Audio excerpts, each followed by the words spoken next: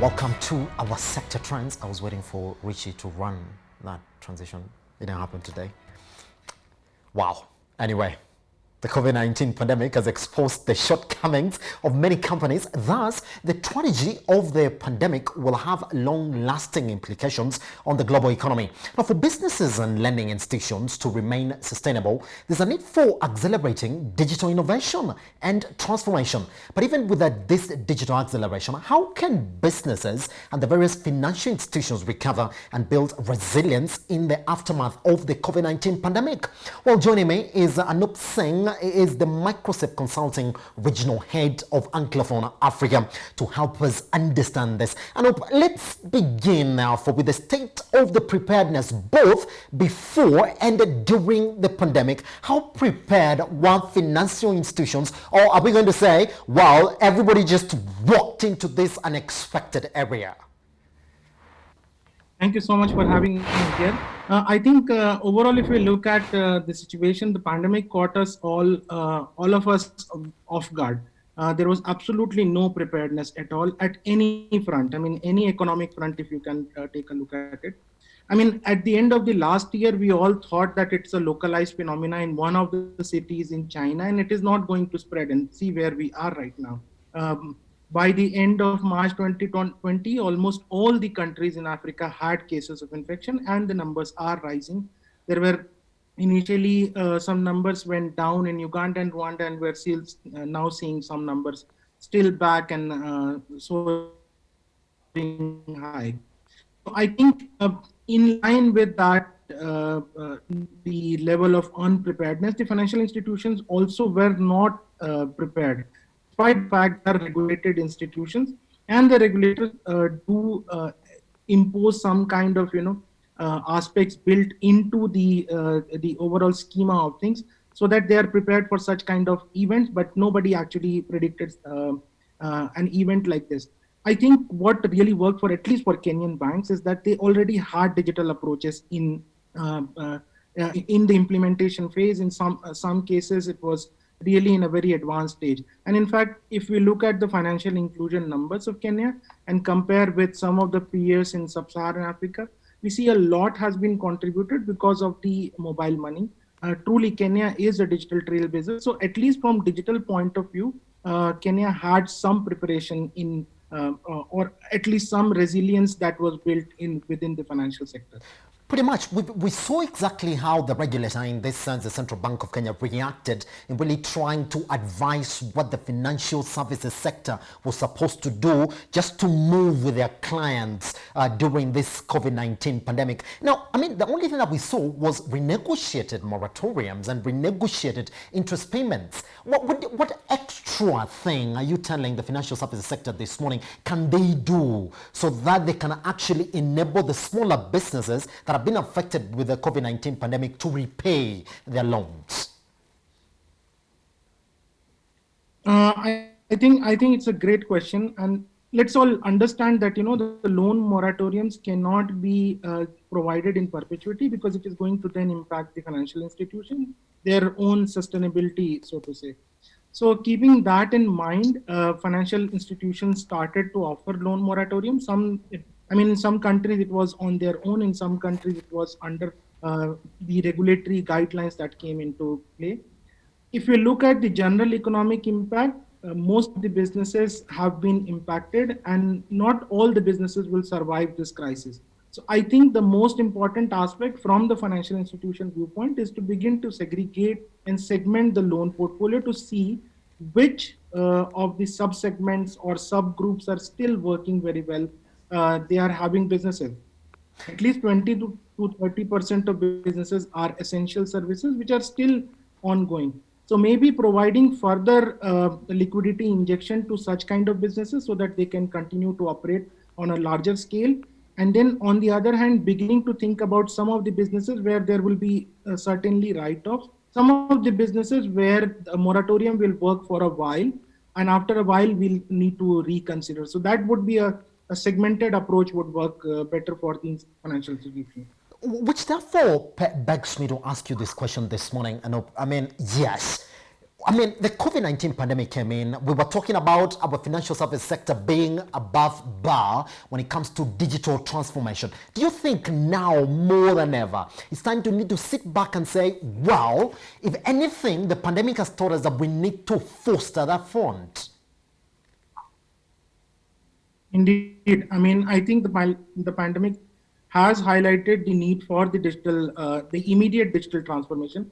It is no longer a good to have feature, because most of the time we went to some of the financial institutions and they said that perhaps it would be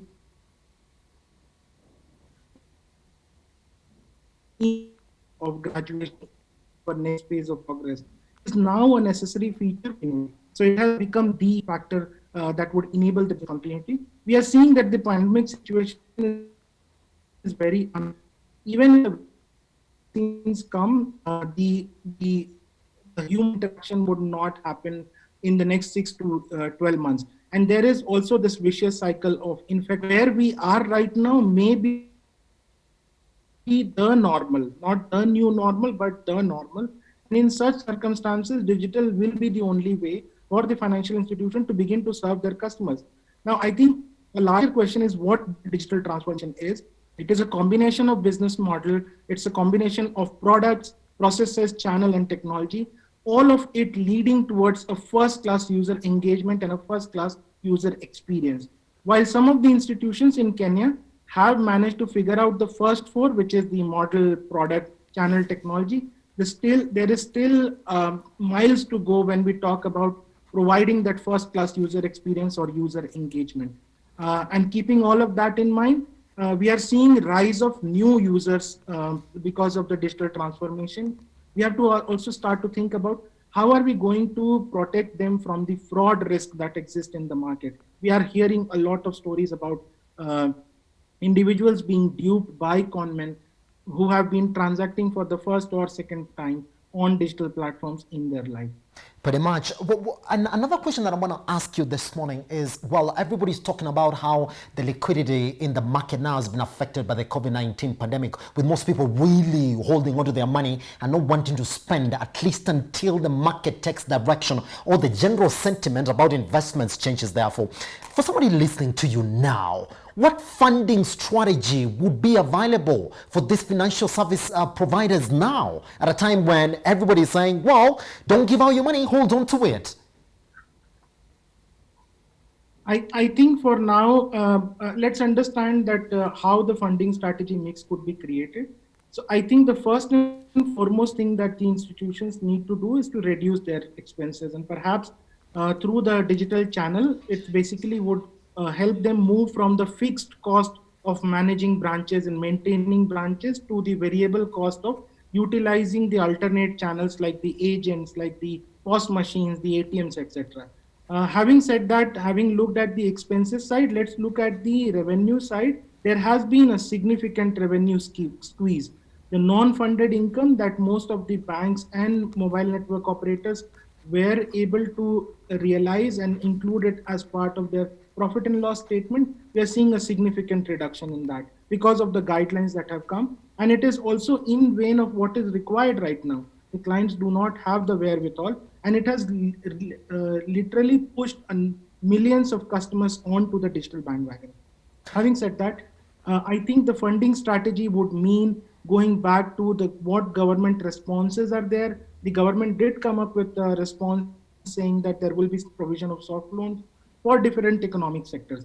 There would be requirement to focus on funding coming from some of the donors, the development partners, and then also going back to your investors and saying, this is unprecedented. No one of us knew that this is going to happen. This would require further liquidity injection to keep the business afloat. And perhaps that would be the strategy. As we are looking at these funding strategies, begin to think about diversification of business into new business lines, new revenue streams, and then beginning to earn from those revenue streams. Now, somebody's going to ask you, wow, the government has put in proper strategies. Good. You've seen what the financial service sector is doing. putting in proper strategies, renegotiating on those interest rates and negotiating on moratoriums. But what are we pegging in upon saying this morning? Because we're saying, well, we do expect to move through this year and probably in the next quarter of next year, so that for us to saying a turnaround in the fortunes. But what if that doesn't happen? Are we being overly optimistic that, well, what we have now is enough to take us through the pandemic? But what if it doesn't? What effect are we talking about next year onwards? I think it's an interesting question to which nobody has an answer, so to say. I mean, if you look at the way the pandemic has been basically, expanding in different countries, and we are hearing stories of reinfection, we are hearing stories of mutation. We are not sure when the vaccine would be available. Even if it is going to be available, the kind of numbers that we are looking at, that the people that would need to be vaccinated, it would be a huge task in itself, and perhaps would take 1.5 year, 2 years to the best. And most of the emerging economies will be bearing the brunt of not vaccinating on time. So we are looking at another 1.5, 2 years of the kind of disruption caused by the pandemic. Sorry for being very pessimistic, but I think it's the most realist view of how the things have been shaping out. Because when we were in, people told that by July it would be over. We will be all back to our offices, our schools, etc. See where we are right now. Pretty much. But everybody's talking about how the COVID-19 pandemic has affected the economy and also the outlook of our chances for this year and next year. So talk to me, from where you're sitting this morning, can you give me a proper outlook of the financial services sector now within the COVID-19 pandemic? And can you also give me another outlook for the first quarter of next year, if you may, saying this morning? Sure. So I think considering the scenario, considering that the non-funded income has significantly reduced, we will see that there will be significant drop in the profit. The margins will reduce significantly. Although we would also begin to see new investments coming up in digitization and digital transformation, even from smaller banks who had not been following the trend, so to say, or we are saying that, okay, let this fad be over, and perhaps we'll join the bandwagon when it would become ultimately necessary. We will see that there will be some impact on the staff numbers as well, because of the fact that digital transformation and the lack of human interaction would mean there would be repurposing of staff required, which would require some of the capacity building, and there will be some investments around that. So in the next Q4 2020 and Q1 2021, I see that the profit margins will still remain pretty squeezed up.